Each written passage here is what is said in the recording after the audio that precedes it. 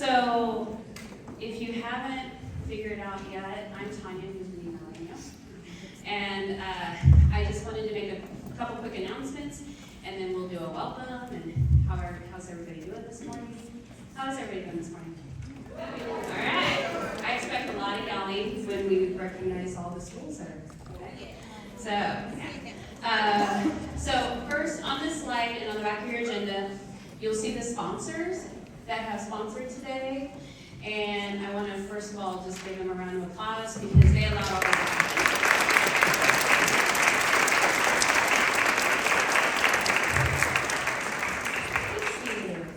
On the next slide, you will actually see, oh, it's really tiny, sorry. Hashtag Kansas Advocacy Day 2026. So do that hashtag so we can search and find your photos, if you do social media, if you don't, fine. But do take a lot of pictures today and share them with each other. And you're welcome, you have my email now. You're welcome to email them with me. We love keeping the photos over the years and enjoying all the time that we spent together. So kind of the other announcement is that the restrooms are out there to my left. You're right, going that way. There are restrooms on the third floor. Those restrooms have locks on it and smaller restrooms than the ones that are out here. The other thing is, like I said, the stickers are there for you. And so help yourself to the stickers. It was there to just put a little bit of a happiness in your life today. And so like I said, my name is Tanya Rickliffs. I actually teach here at Washburn University, and I was just talking to some other faculty that are in the audience and how fun it is to teach policy. It is really fun. It is a different class every week right now, is it not? Yeah. So just because you had that class prep 10 years ago like I did, it's not the same class anymore. So this is a fun day, and this has been an exciting day. The other part of my life is I am actually the current Kansas chapter for NASW, and I like the Kansas NASW chapter. And Denise is now the Iowa and Kansas Executive Director. She's over there taking pictures. There's been a lot of changes in the NASW structure, and Denise has wanted me to make sure that I announce and I highly encourage you to ask Denise any questions that you have. There's a lot going on.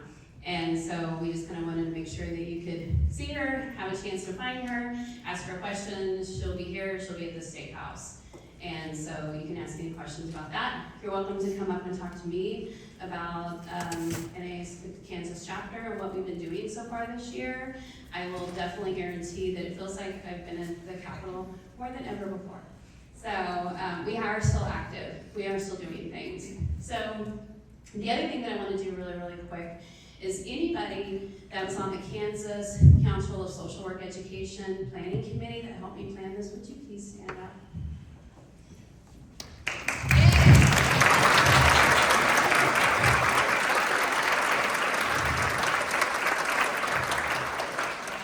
I will say, not one person on that committee, and that was a small crowd, so there's more, and I know everybody couldn't make it.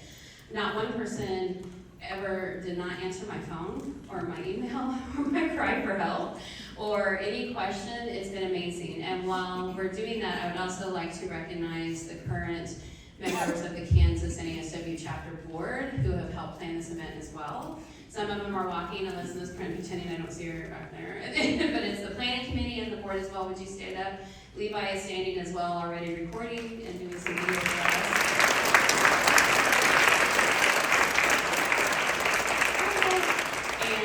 And there has, and I don't think any of them are in the room, but Penny is the Washburn office person who's helping us out there at registration as well. And I would also like to do a couple other quick things. I would like all the faculty that brought students here who are in the audience. Any faculty? There's got to be some faculty.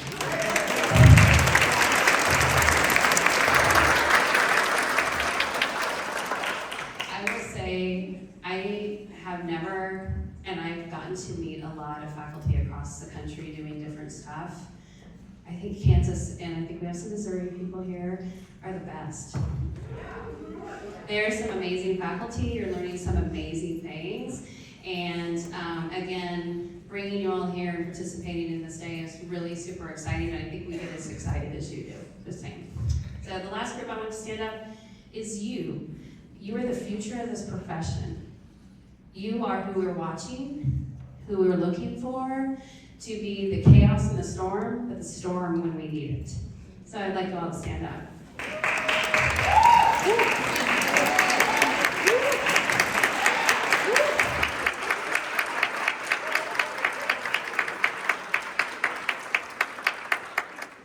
Okay, so now that I got you moving, doing different things, whatever you can do, I expect that when we recognize the university, we've done this for years now, since I can remember, recognize the universities that are here. So what I would like to do is to make sure that when you hear your school and you give your school a shout out, that they can hear you all the way to the Capitol and they know that the social workers are in town today. Okay? So we're going to start with, and I apologize, I just realized I didn't pre-check this. Avila? Avila, so sorry. I just realized I looked up there and I'm like, I'm bad with words, so I apologize. Avila, where's Avila? Anybody? Walking in now. Walking in now?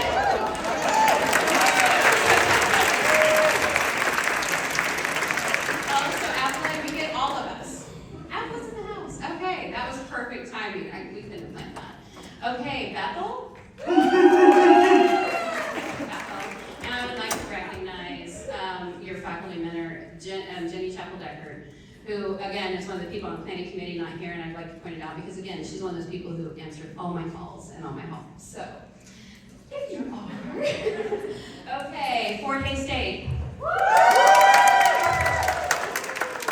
Okay, we have Kansas State, and I combined Kansas State and Salina, which means you're going to be louder, but I might be a little bit biased, but anyway. Kansas State. Okay, University of Kansas. Okay, Wichita State University. Okay, Kansas Wesleyan. Okay. We're giving Kansas Wesleyan a shout out in the okay, Park University. We have Pittsburgh State. We have Tabor. And we have Washburn. Okay, and we're going to do one last shout out. We have the social work students of Kansas, Missouri in the house. All of you together. Ready? Thank you for coming. Okay, so we're going to keep moving along real quick. I just wanted to do, again, one last thing is to recognize we're here to learn how to engage in policy practice. It is what makes our profession unique. I think it makes our profession passionate. It is our ethical obligation, and we'll hear about that later today. I have heard some of you have meetings set up with 2 or 3 representatives in your areas. Many of you are meeting with legislators, and that's what we're expecting you to do today. If you don't have anything to do, stop by our table at the State House, and we will find ways. But keep your name tags on. We want them to know that social workers are in the State House today. Thank you for being here.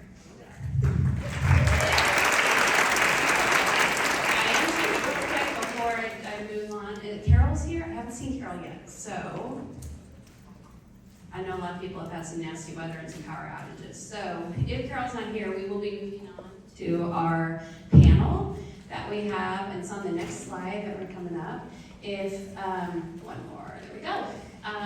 So we have 3 members of the panel that are currently engaged in policy practice, and if you don't mind, you can come forward now. And they will be here to talk about how they got engaged in policy work. They're going to answer a few questions, so I will start the questions. And then at the same time, you as the audience members can write some on your note cards. And then we have Lisa and Elizabeth will be walking around, raising and grabbing any note cards that you have so they can answer questions. And I know for a fact that I've already had one of my students put a question out there, so we do know we have questions for you. I'm going to let them introduce themselves because I'm also just kind of wanting them to talk a little bit about how they got engaged in this and their passion for this type of advocacy. So, real formal, I'm just going to move this down here to you. There you go. Sure. All right, well, good morning, everyone. Thank you for being here today. My name is Suzanne Weigel. I'm a state representative. I represent District 10, which is part of Lawrence, so rock chalk to all the KU students today. So just a little bit about myself and how I got into policy work. So when I decided to go to graduate school in social work and get my MSW, I knew that I wanted to do policy and advocacy work with it. My intention was never to do clinical work, although I have great admiration for everybody who does clinical work. That just was not the path for me. So I ended up going to KU. I'm from Kansas originally. I came home and went to KU and did the macro practice in the MSW program. I graduated 20 years ago, which is kind of wild. And then after that, I was lucky enough to actually get a job in the policy and advocacy space. I went to work for an organization in Topeka called Kansas Action for Children that does children's advocacy work and policy work across the state. And I worked for them for 7 years, and my job there was to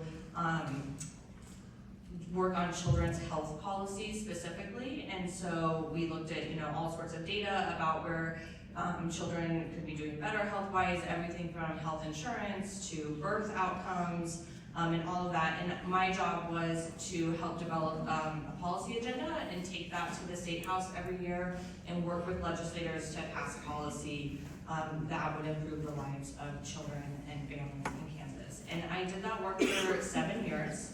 So that work entailed essentially being a lobbyist during legislative session, and then off session, doing a lot of that research and background work and going out and meeting with community members, with other stakeholders, and with legislators across the state to kind of get things ready for the next legislative session. I really enjoyed that work. We had many successes over my years there. I think we passed some pieces of legislation that were really impactful and important for children across the state.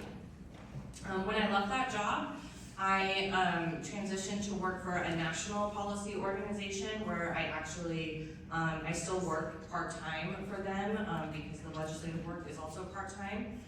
So I work for an organization that's based in DC that does anti-poverty policy work, and I specifically still work in the health policy space, and I do a lot of work in the Medicaid policy space around making it easier for people who are eligible for Medicaid to actually apply and complete the application process and remain on the program while they are eligible. And in that work, I do federal work a little bit with Congress, although most of my work, I work with advocates in different states across the country, helping them kind of set those policy agendas in their state and helping them think through how to move those forward in their state. So that's my non-legislative work history. And then in 2024, where I live in Lawrence, our representative was not running for re-election. And I had a couple people approach me and ask if I would consider running for the seat. And I thought, well, that would be really interesting because I'd been a lobbyist in the State House on the children's issues for 7 years. I've always worked in the policy space. I very much like the work, and so I decided to give it a shot. And so I ran in 2024. Campaigns was totally new to me. I'd never worked on a campaign before. I'd never volunteered for a campaign. I say I'm a policy person, not a campaign person. But I won that campaign, and so last year in 2025 was the first legislative session that I was a member of the Kansas House of Representatives. And this is my second session. I am running for re-election this fall. And right now the committees I serve on financial institutions and pensions. I serve on health and human services and house insurance committee. But then I think it's really also interesting, so there's a bill moving through right now that it's a terrible bill, it's really bad around Medicaid access and SNAP access and everything. Yesterday, the hearing started for that in a different committee.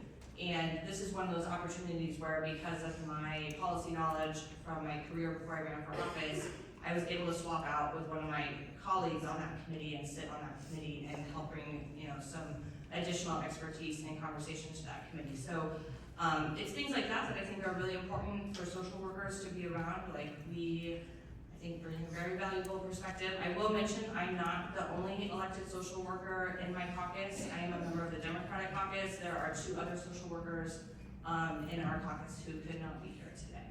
And then I'll leave it at that and pass the ball.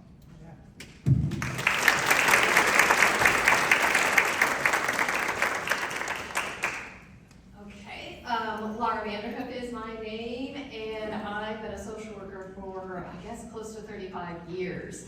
And I teach, and I'm the program director at Tabor College, so a shout out to our school that's in the house too.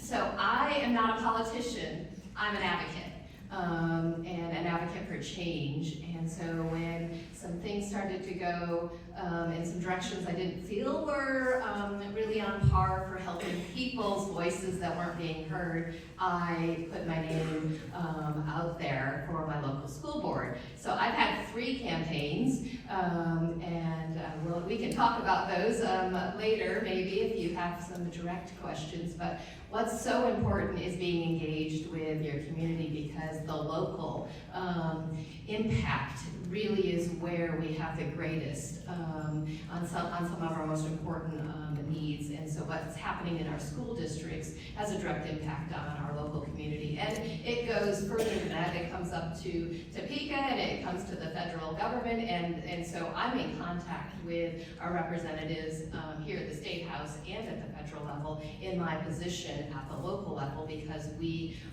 develop policies, we approve policies, we change policies, and sometimes we end policies if they are not effective helping folks that are most impacted.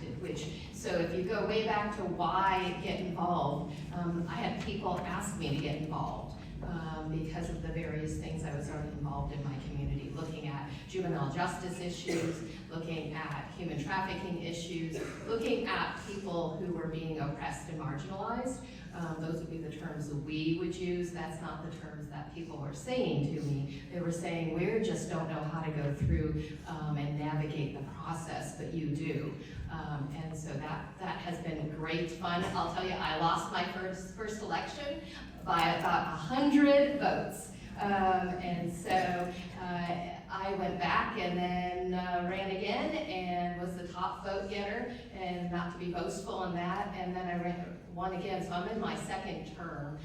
School boards are 4-year terms unless you're appointed to that, and schools are in lots of controversy and not having a lot of support.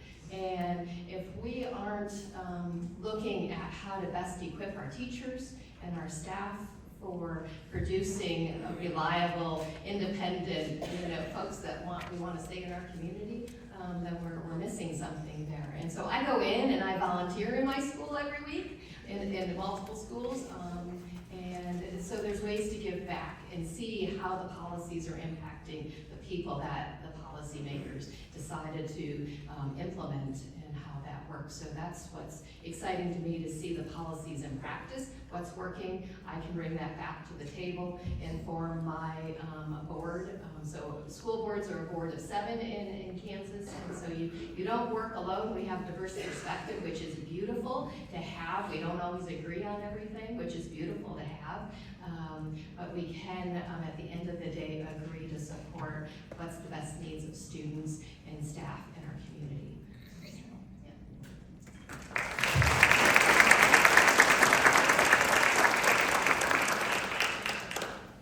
Thanks. I feel like I have a couple of tough acts in front of me here, so I'm going to do my best. Hi, everybody. Colin Thomasette. I'm lobbyist for KS National Chapter of Social Workers.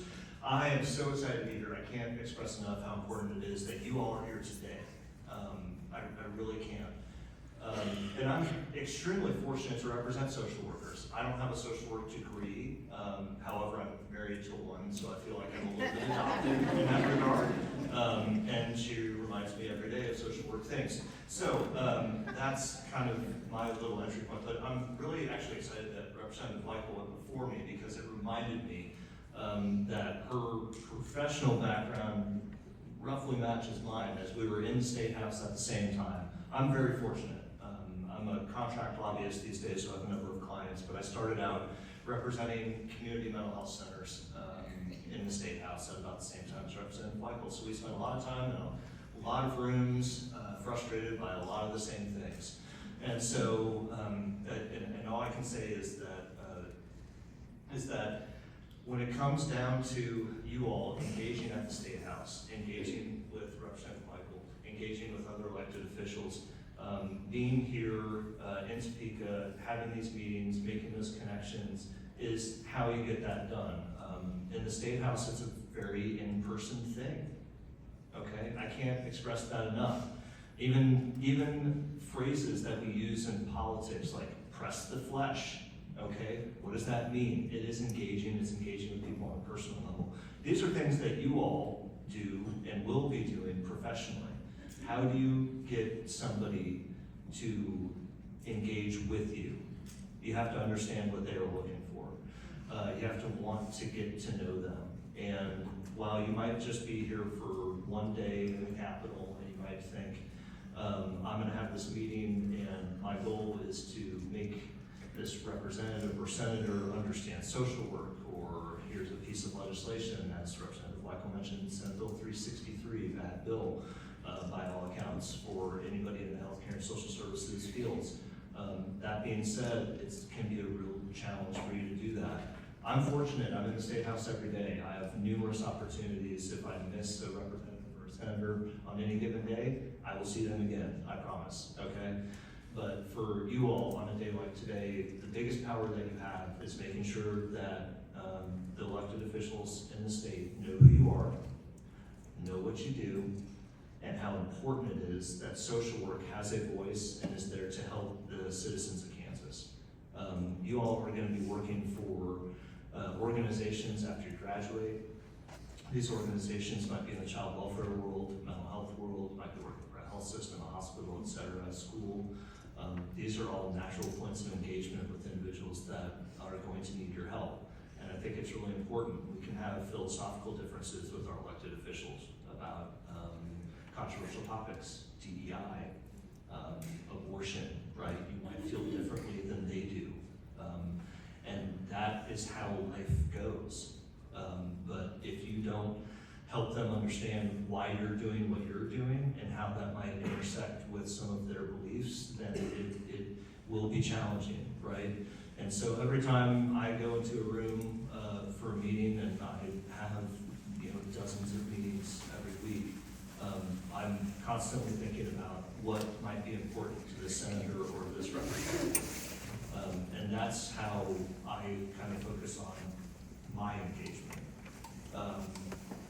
And so as I do get a lot of questions about like what a lobbyist is, mostly from my parents because they don't believe it's a real job. I mean this with all affection. I think of myself effectively as an educator. I'm an educator of issues, I'm an educator of positions, and I'm an educator of things that my clients might feel are beneficial or not beneficial as it relates to proposed legislation or anything in the state budget. So a lot of what I do is coordinating those responses, working with Denise and Tanya about how do we effectively educate elected officials about what our positions might be. And if there are any specific policy issues, I told Representative Michael walking onto the stage, I'm so glad she's here because she will have a much better answer than I on many of these things. But I really do appreciate the opportunity to be here today. And again, thank you all so much for being here. It is truly very important.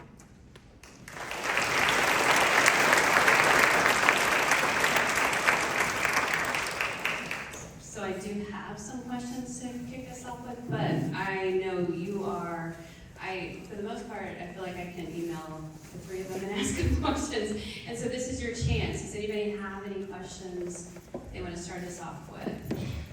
Is there one? Oh, we have one there. Okay. So, and we do have a microphone up here. If anybody feels like they want to, we have two options. You can write it down. You can use the microphone. Do you want it? Is it on? There you go. Okay, we'll see if there.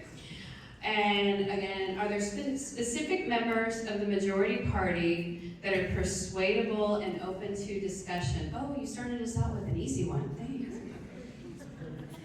And I kind of like some of your answer that you said. How do you find that connection?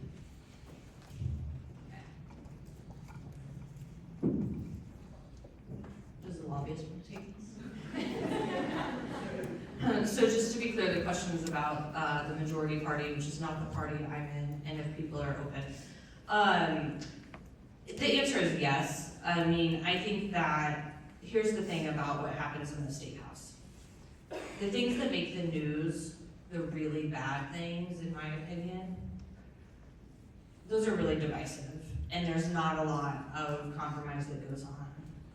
And I don't want to diminish how bad those things are that happen when we take away people's human rights in one form or another. That's really bad. There are 1,000 other things that happen in that building every day where there is really significant compromise and bipartisanship happening. I'm not gonna sit here and say it happens on every issue, because it doesn't. And in my opinion, some of the most important issues it doesn't happen on, right? I am a huge healthcare advocate. I think everybody should have healthcare. I think it's a basic human right. I have not found a lot of support for that on the other side of the aisle in my conversation. So I guess I say that I think it's sometimes if you just read the news, it does seem like it's just completely two sides that never talk to each other. And while that is the case on some issues, that's definitely not the case on every issue. And I think it's really important as community members that you're engaging with your elected representatives on those important issues. Because I think sometimes, and I understand why, but I think sometimes people say, well, I'm not gonna reach out because they won't listen to me, or I'm not gonna reach out because it won't matter because they're still gonna vote the way they do. And they may still vote the way you don't want them to, but they still need to hear from you. And they need to know that people are watching in their communities and that people are paying attention. And that is eventually gonna flip a few people here and there, so. Anybody wants to add to that?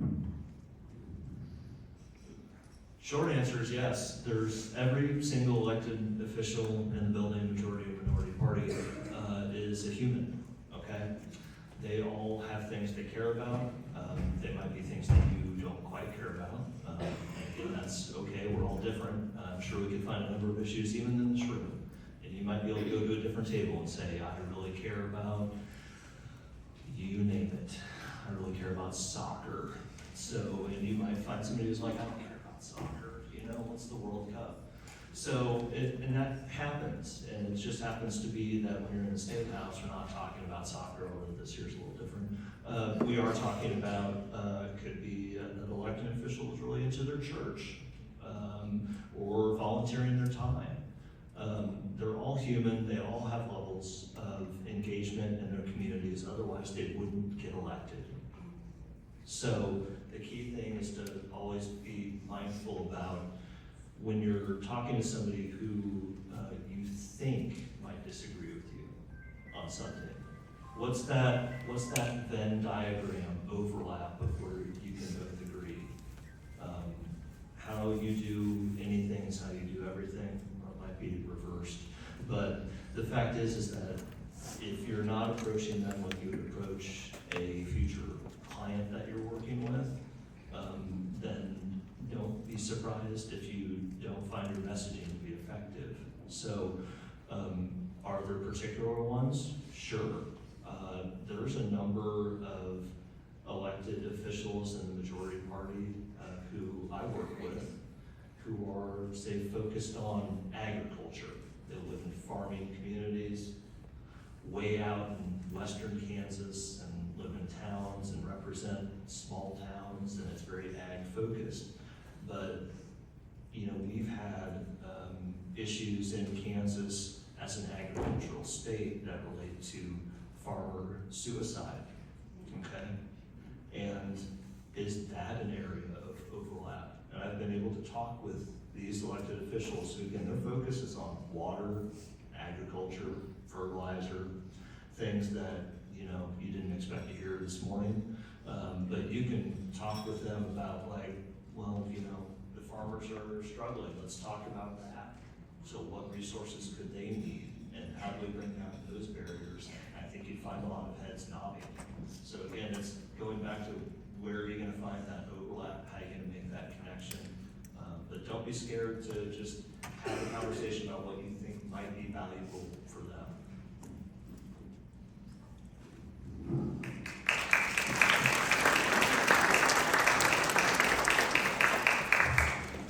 Okay, I think I see a hand up and there's a card to me. Okay, second card. Did we get this microphone working? Thank you. Okay, I'm gonna read a question, and then you had your hand up, and I think Elizabeth's gonna grab the microphone. What are some of the best ways to get involved in communities to begin to find out issues and gaps in policy?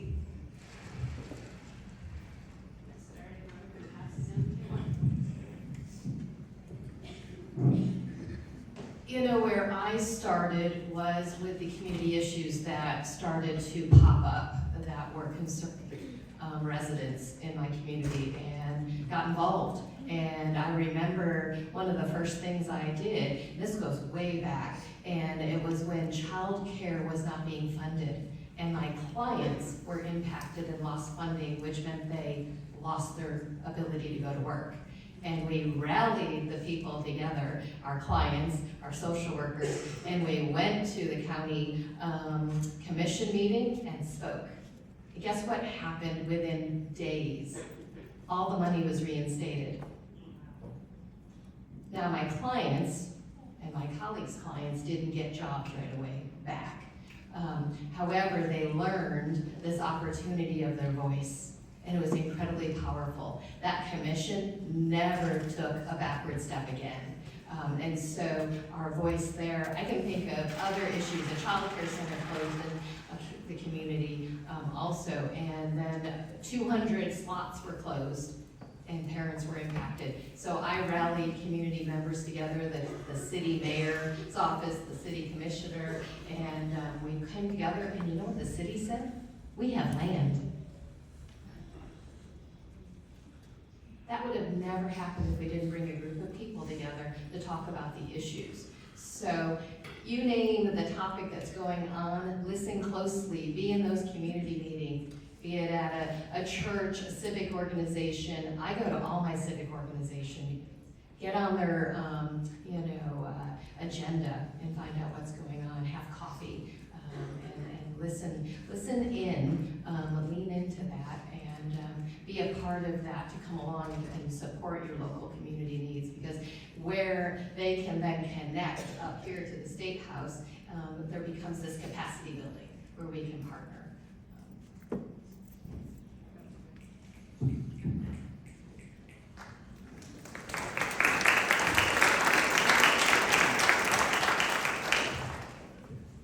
Hi, my name is Zahid Awan, and I am from Edward Campus, Kansas University.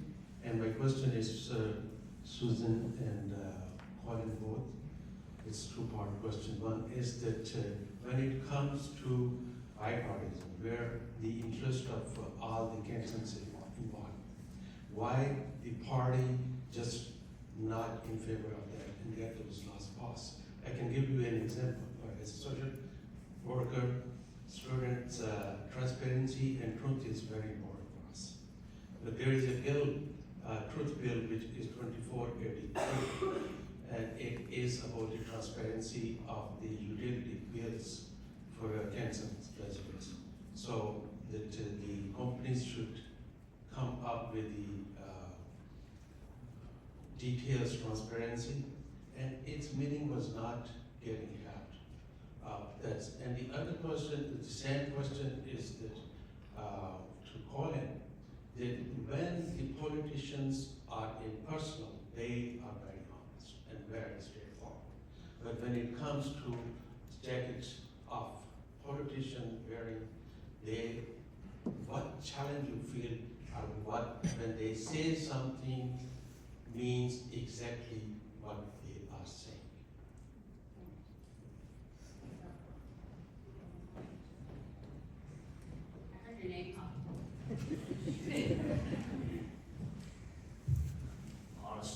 figure out how to answer that question. I've worked with a lot of elected officials over the years. And what I can say is that they all care deeply about their communities. That is always going to be the case. Again, if they didn't, they wouldn't be there. And again, it might not be that their values match your values. And in fact, many times they don't. I couldn't even tell you if my own elected officials, their values match mine. They probably don't. I'm sure we have plenty of disagreements. Having that kind of honest conversation, is that where you were trying to go with the question? Again, I don't know how you can get your point across without finding some level of connection.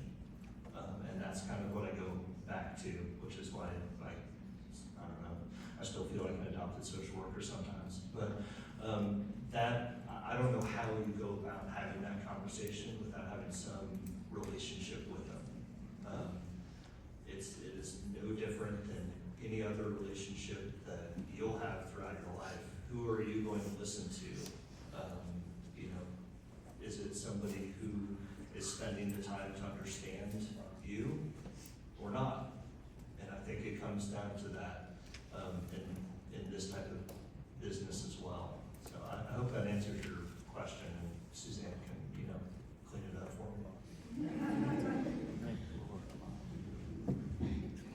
I'm not sure I captured the full first question. Was it about a specific piece of legislation or more about the process? Okay, the legislation process that when it comes to the White House, if a Republican presents a bill and Democrats knows that this bill will benefit the general population of the entity, but since it's presented by opposite party, so they don't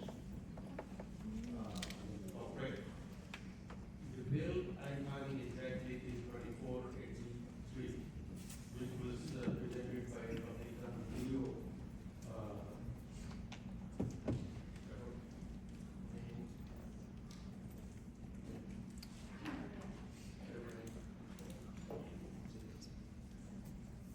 He's saying the bill was introduced by South. So the question is do we judge the bill based on who it was introduced by versus the value of the bill? I mean, I can only speak for myself. I judge the bill by the value of the bill. And I've seen really good bills brought by members of both parties, and I've seen really bad bills brought by members of both parties. And so, just me personally, I judge it based on the content of the legislation and the policy and what impact I think that policy would have. Did that answer your question?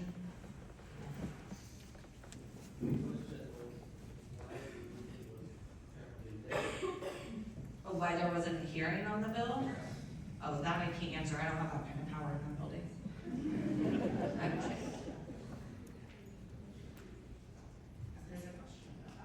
Okay, and I have a couple up here too. We have about 5 minutes. This has gone really well, so I'm gonna bring a couple of these together, and then we'll see if we get into some of the audience. So some of them are similar, which is why I'm gonna condense them if you don't exactly hear word for word. So one of them being sort of in a way that this is geared towards the social workers.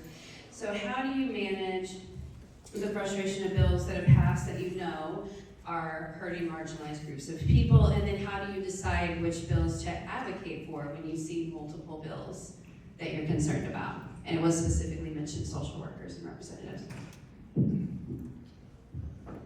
Yeah, that's a really good question.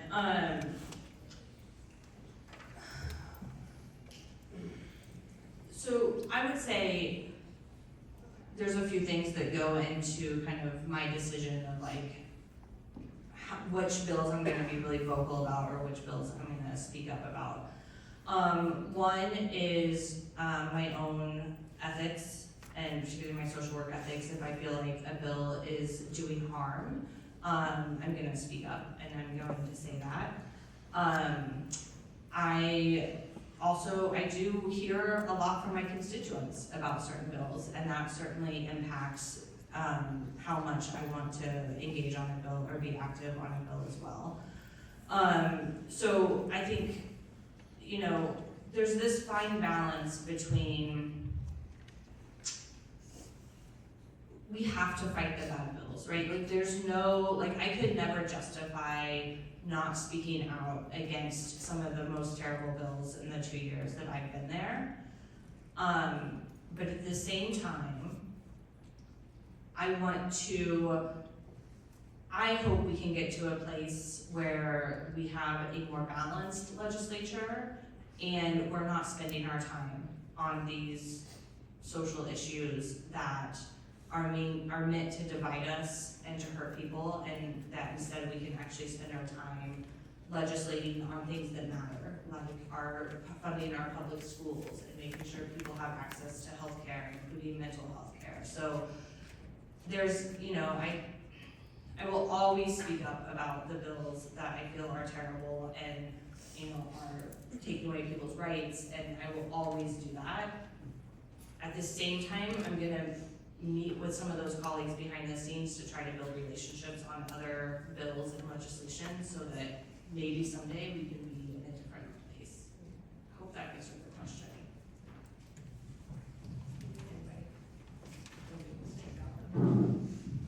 You know, I'm not in the State House, but I think I'll just offer a different perspective connected to that is we need to do our research.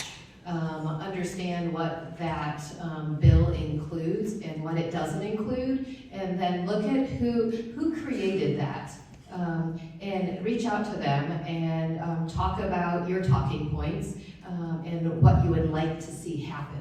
They won't know unless you ask and have that conversation. So you can do that through email, but one of the best ways, look where you are this afternoon and take other opportunities to connect those relationships and what's going to be the end result. And don't give up just because that bill goes in the direction you don't want it to go.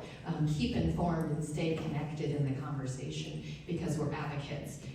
And so just because that becomes a law doesn't mean that it won't have another opportunity to be addressed. I think the second part of the question was about how I choose which bills to bring forward or which bills to sponsor. What to advocate for when there's so much going on. Yeah, so one of the reasons I ran for office was because I have 2 young children who are in public schools, and I just don't think there are enough parents in office who are raising children right now, and I think our policymakers are really out of touch with the reality of what families are facing these days when it comes to the cost of housing, childcare, healthcare. You know, I sit around that chamber and a lot of people, a lot of my colleagues in that chamber, you know, their houses are paid off because they bought them 40 years ago. Their kids are grown and they don't understand what the challenges are right now for families just to be able to make ends meet. And so that's the perspective I bring to my work. And so I really think about economic justice issues and social justice issues related to families and to younger Kansans. Now, I will say, I think one of the great things about my caucus and the legislature is we all bring different perspectives, right? So, you know, I don't think it would be good if everyone came with the same perspective I have, but we need a lot more people with different perspectives in there because it is overwhelmingly older legislators, many of them I like very much. No shade there. But I think that we just need more perspectives coming, and so that's kind of how I frame what I want to spend my time talking about and what I spend my time working on policies for.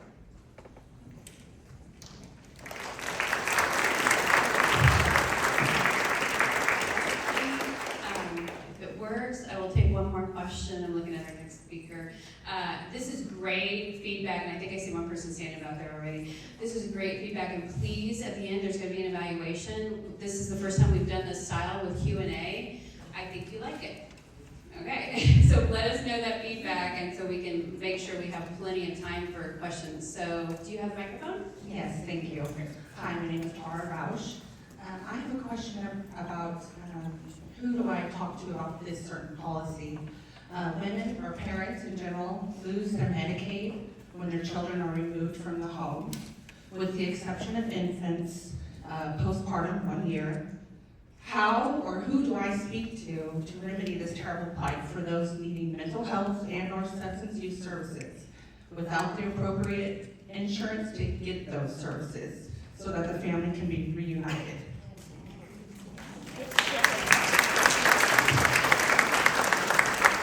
Okay, that is such a great question, and I could talk for hours about this, but I'll try to do it in a few minutes.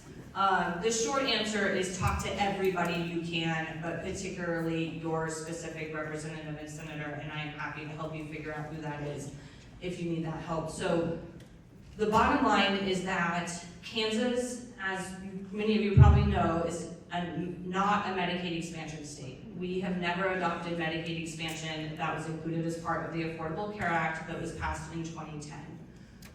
Because we have made that policy decision, 100,000 plus Kansans have no access to affordable health insurance in Kansas.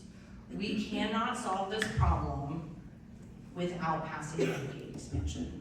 This is a must-do. It is a must-do for people. It is a must-do for our hospital systems. It's a must-do for our mental health systems.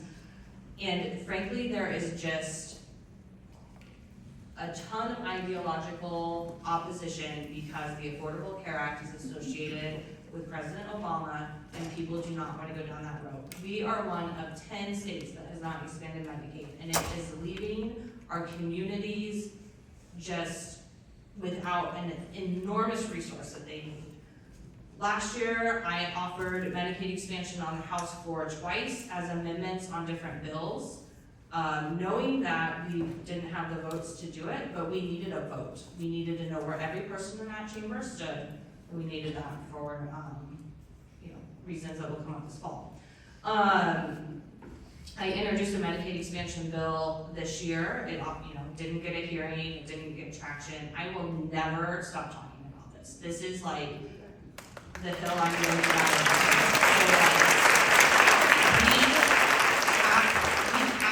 do something. People, everybody deserves access to healthcare, and as you heard from the question, it's about healthcare, but there's all these other ramifications, that it's causing families to be separated, that it's causing all these other cascading effects in people's lives, and if people's basic needs are not met, right? Healthcare, housing, food, transportation, if we cannot ensure people's basic needs are met, then we cannot expect them to thrive to their fullest ability. And we have so much to do as a state to do that. Okay, that's that soapbox. And I'm just gonna wrap up on one other soapbox. As social workers, if you're not going into the policy space, well, first of all, if you are going into the policy space, yay, come talk to me. But I recognize that the vast majority of people are going into some sort of direct service work, and thank you so much for that work. My plea to you is to always stay engaged on some level on the policy work. Know who your elected officials are at the local level, at the state level, at the national level. Reach out to them. Go have coffee with them. Make sure they know you're watching, and always stay engaged. And don't hesitate to contact them about a piece of legislation, to tell them you're not happy with a vote they took. Just be a constituent and make sure they know that you're watching and that you're engaged, because that's really part of your role as a social worker to help serve your clients, is also to make sure that we're advocating for policies that help serve those clients. So that is my plea to you today.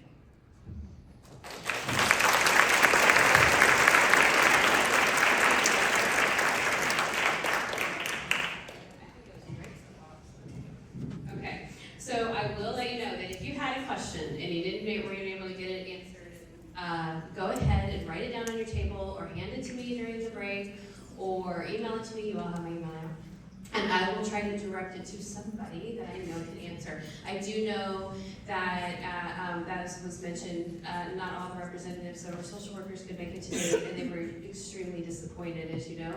There's the sessions are still going on. They're still meeting committee hearings. So I want to thank so much. Obviously, this was very popular and a hit, so you may hear from me again. But so we would like to have that. Thank you all again for doing the hearing.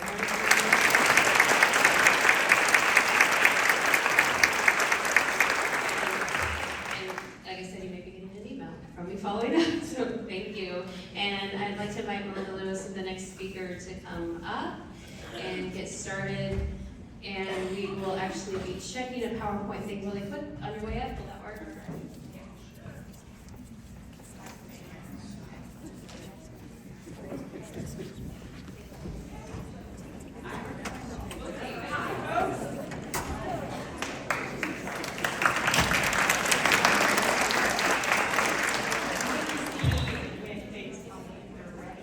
But I want to echo the folks who have come before, thanking you for being here and for showing up.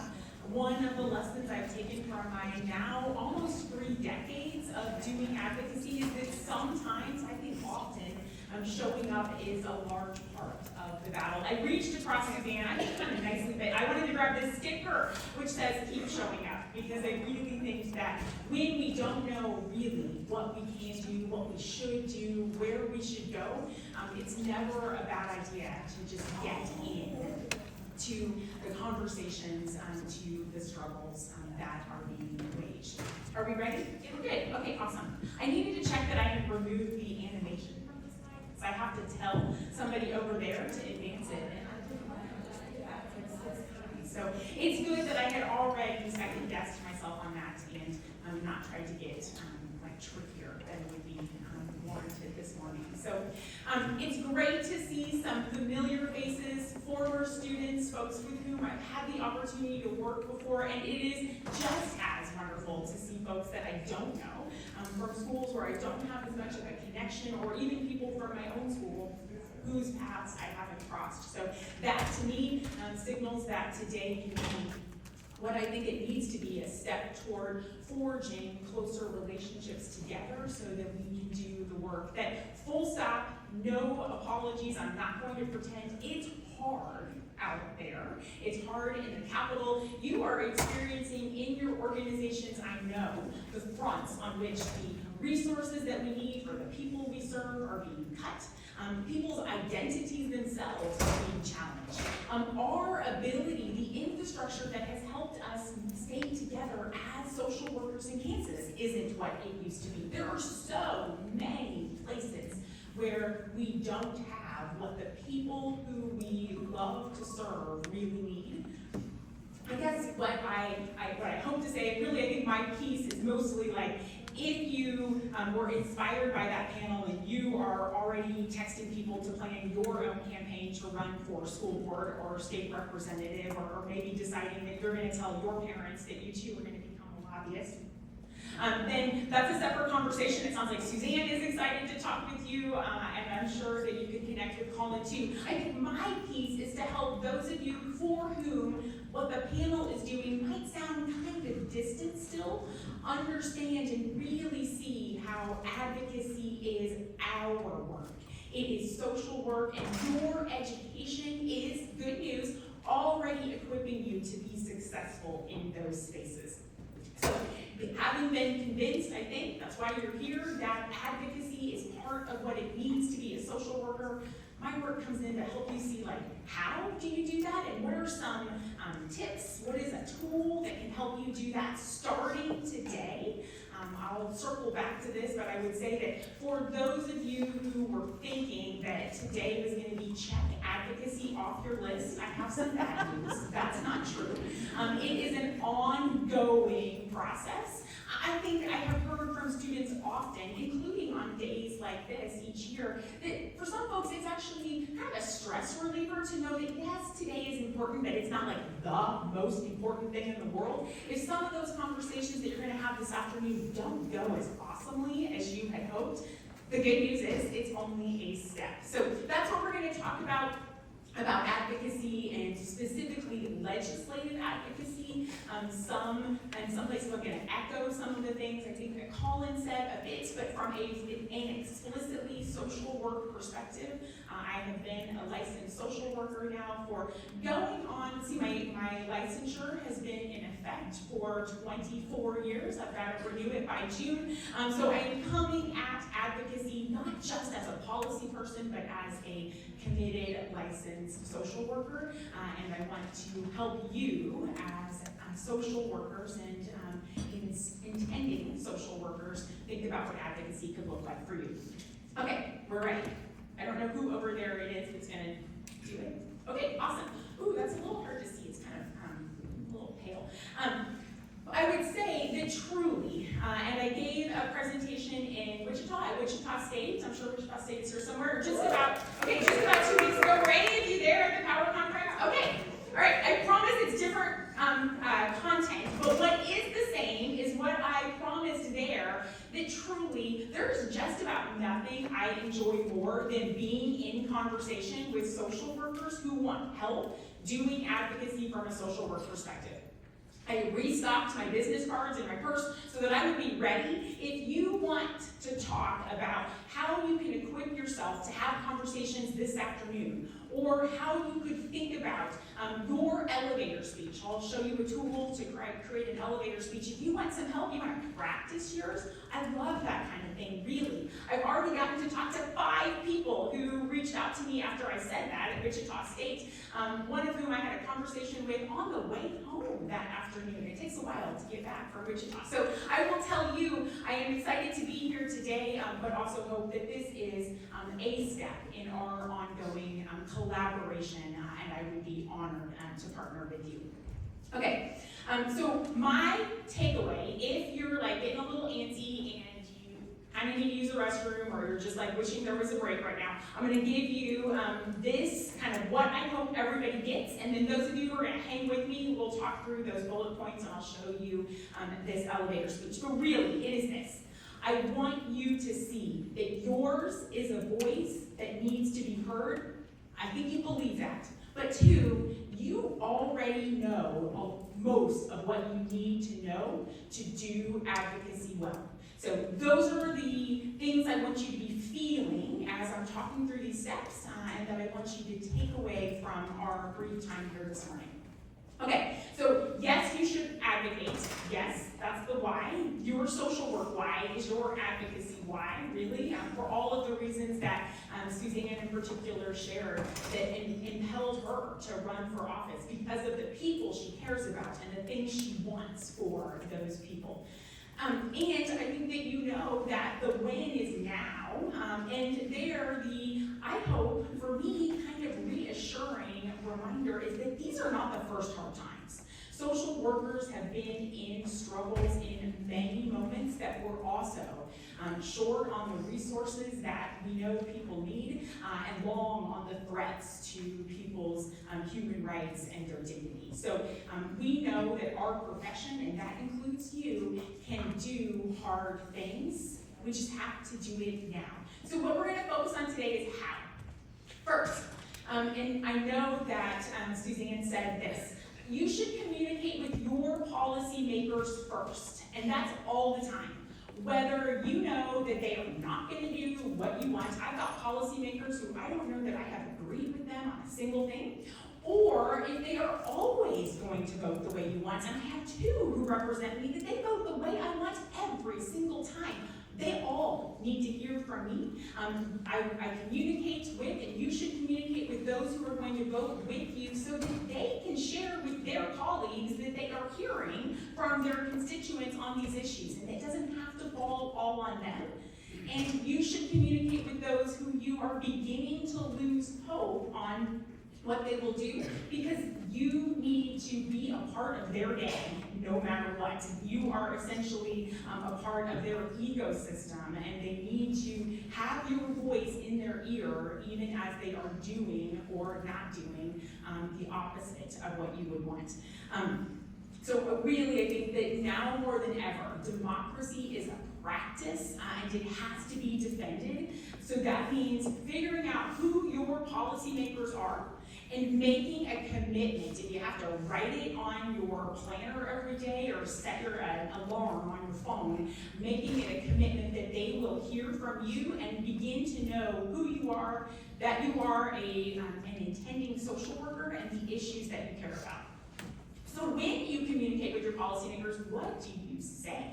You need a succinct, factual case, and you need to remember that your stories are truth.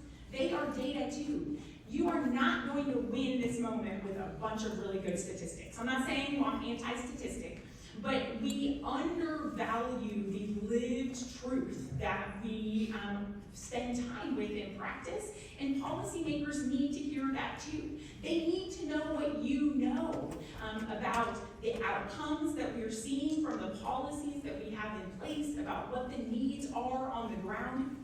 I have seen that kind of policy education long on stories and shorter on the hard numbers, done exceptionally well in Kansas by folks like low-income single moms who talk about the need for affordable childcare. I listened to this mom who was advocating for more funding for early Head Start one time, talking, and a policymaker started going on and on about, I know Head Start, it's where all of the parents in my community drop their kids off so they can go to the outlet mall. And she interjected and said, I don't know anything about that. Let me tell you about what Head Start has meant for my family.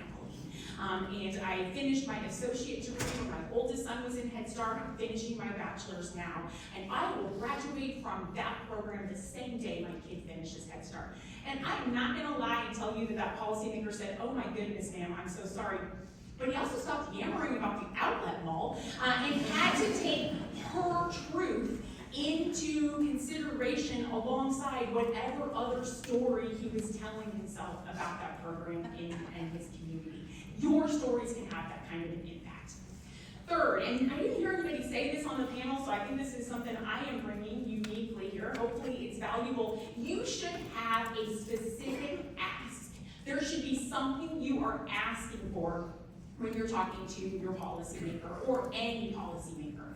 They are going to want to get away with a photo op, especially because you're students and you're in the Capitol, and they're going to be all glad, handy, like, it's so great that you're here. Did you see how pretty the dome is and stuff? And that's fine. They can take their picture, but if you ask them for something specific, whether that is vote for this or don't vote for this, or come to our agency to see what our program is, or tell your colleagues to vote for this or not vote for this, then even if the conversation doesn't go very well, you got something valuable out of it because you gained some intelligence about where they are and how close they are to where you want them to be. So they can take their picture. I mean, if you're okay with having your picture taken, that's fine. But if they get away with just the photo, then if the conversation doesn't feel very good to you, it may not be very good. Versus if you ask something, you gained something, even if the answer is no.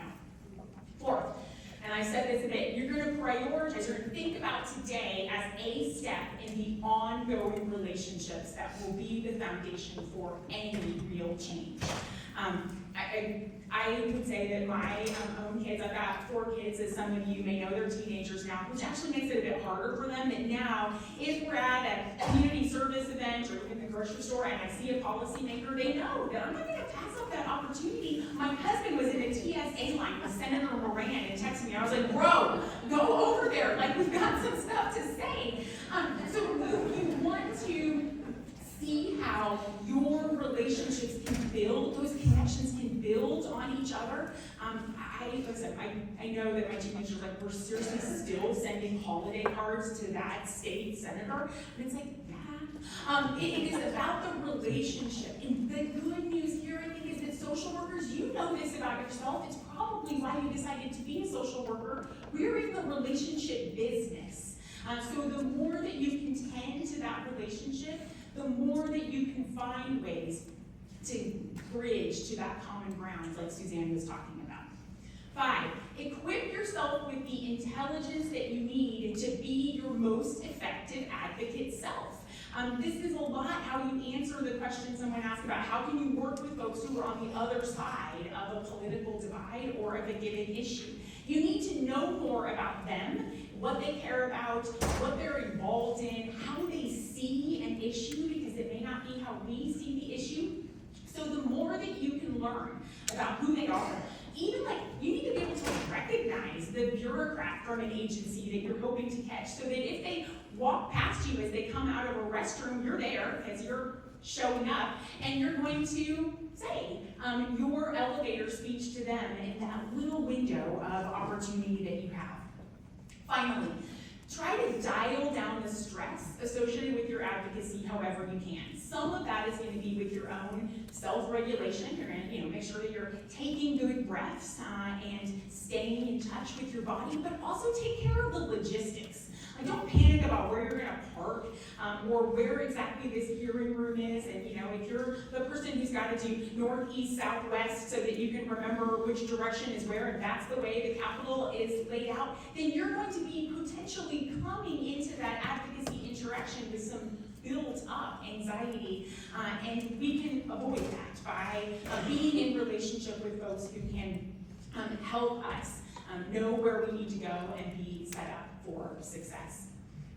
So I want to help you accomplish these steps with a tool. Can we go to the next slide, please?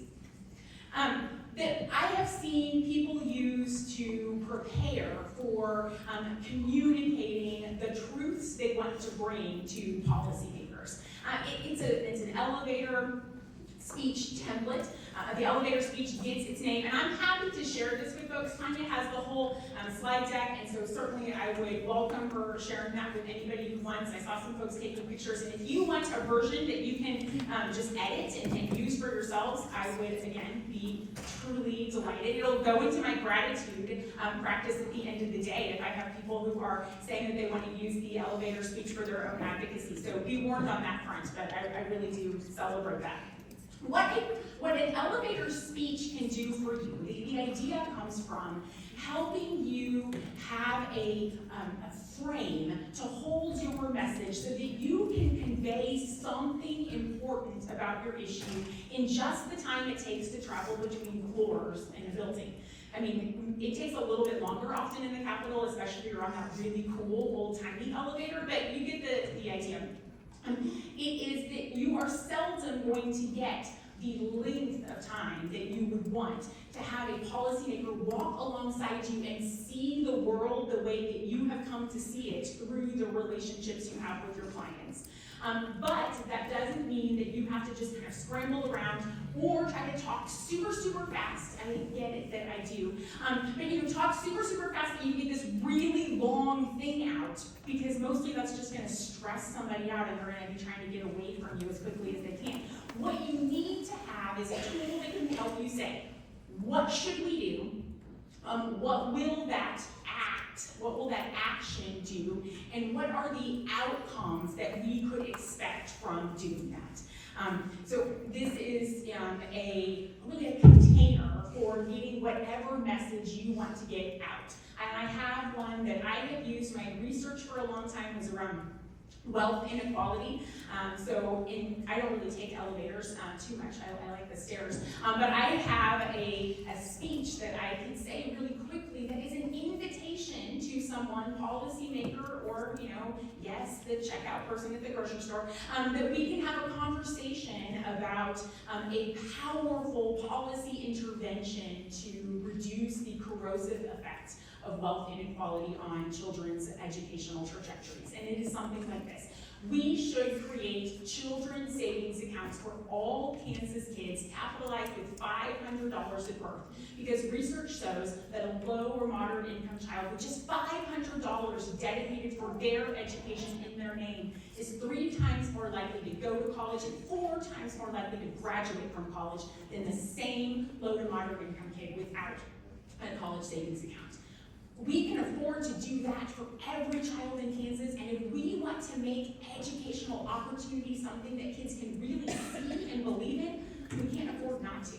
So I'm not going to tell you that elevator speech makes people say, oh my goodness, where do I sign up? But it starts conversations. I've got a meeting with a foundation person, a philanthropist, next week who wants to talk about, what would a baby bond? I'm hearing about baby bonds, and you're talking about 3 times more likely and 4 times more likely to graduate, and how could we structure something like that in Kansas? And it started with this seed of, let me tell you something about what we could do and what we could do could be for people, and I'll tell you quick, so it's not a big commitment. Okay, that's what I've got. I said I did restock business cards. I do have to leave around a little before noon because I have a commitment with students at 1 o'clock back in Lawrence. But I would love to connect with folks on break. I am thrilled to see you all here and really excited to hear about the conversations that you'll be having this afternoon. Thanks so much.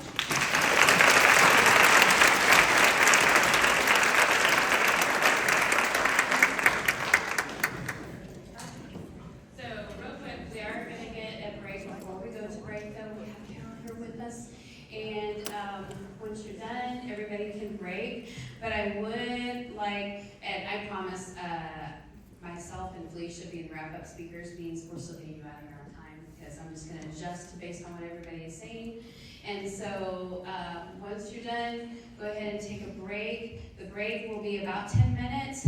I will do a reminder a couple minutes before that you're coming back. And then we will get back at it. We have 20 more speakers and we have a student panel, so it'll be fun. Thank you for being here.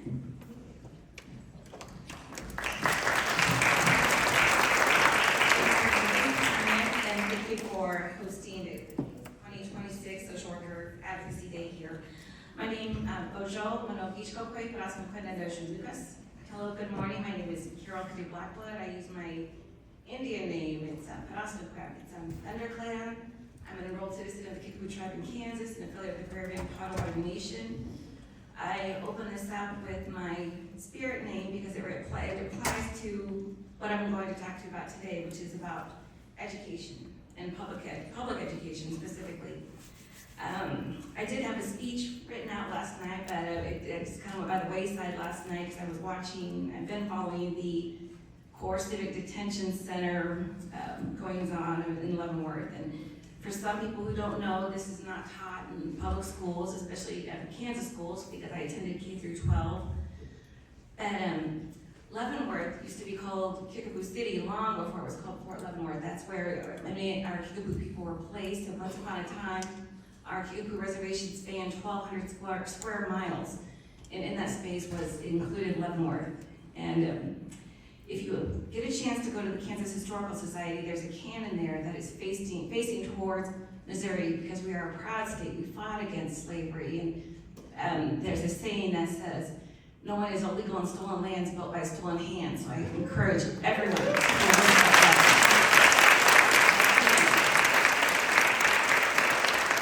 And on the way here, I passed the Brown versus Board of Education. And my family, I'm a big Marvel fan and a DC Comics fan. I love Wonder Woman, and I often visit the Brown versus Board of Education. My family calls it, they joke around and call it that, my fortress of solitude, because there are times when I'm just like, I feel like I'm just broken.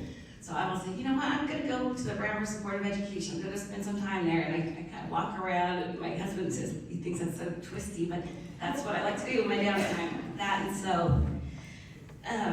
so yeah, we talked about how local elections matter, and we have a word for it. It's ginagawedagnuk. It means everything is connected, everything's intertwined, and we as social workers, our job is to connect the dots, to see how it fits into our policy. And Melinda touched on this, is that, okay, so I myself, Carol Cody Blackwood, my goal as a social worker and an educator is to get Native languages taught in public schools, because if you look at boarding school history and policy, the policy was to kill the Indian to save the man, and part of the policy was to forcibly remove the language from our children. When they were placed in the 400 or so boarding schools across what we call Turtle Island, when the children spoke their language, they were punished brutally, physically, mentally, socially. And if you get a chance, there's a page called the Genoa Reconciliation Project. It's a boarding school that was based in Genoa, Nebraska.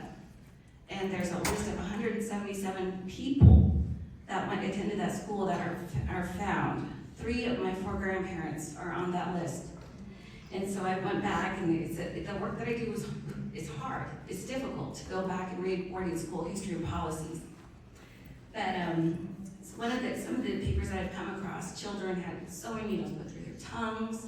They had sewed sheets rubbed in their mouths for speaking their languages, and another child was thrown against the wall and their arm was broken for speaking their language. And I have a relative that's buried at Haskell Indian Nations University, but because of the NAGPRA, the National Association of Graves and Repatriation Act, it's difficult for me and my family to go repatriate her and give her proper burial. So those are just a few things that I'm up against. But when it comes to my language, it's taught in my religion. I am drum religion, but when we go to the next plane, we are expected to know how to introduce ourselves in our language so we can cross over. And so when I read those papers, it hurts my heart. And so I go back and I'm actually I have appointments to meet with Senator Murkowski from Alaska, and Melinda talked about sending postcards to other senators from other states, but I'm going to meet with U.S. senators who serve on the U.S. Indian Federal Affairs Committee at the end of April, and I'm going to talk about the direct experiences that I have and that I experienced as a direct descendant of boarding schools. My mother went to boarding school from the time she was in kindergarten to a junior, and so they need to hear those stories about, well, you know, when your kid comes home from school and cries, like we parents love caregivers, we hug our kids and cuddle our kids, but who was there to cuddle the kids? Who was the tooth fairy? It's those kinds of things that our senators need to hear. And so I am there to support and endorse Senate Bill 761/HR 7325, and you can find more about that on the National Native American Boarding School Healing Coalition. There's a toolkit on that website where you can download and find templates to reach out to your senator, to urge them to pass that bill. And so again, I cannot stress enough how local elections matter, given the events of last night, and we are talking about data centers. And what do data centers mean to me? That no, it's driving up the prices of our goods. Everything that we talk about is that term, gonna go way down, that goes, everything is connected. We need to see how the price of water is going to drive up the price of food, to put food on our table and gas in our cars. And so, I will just leave you with that. And again, once again, no one's illegal on stolen lands built by stolen hands.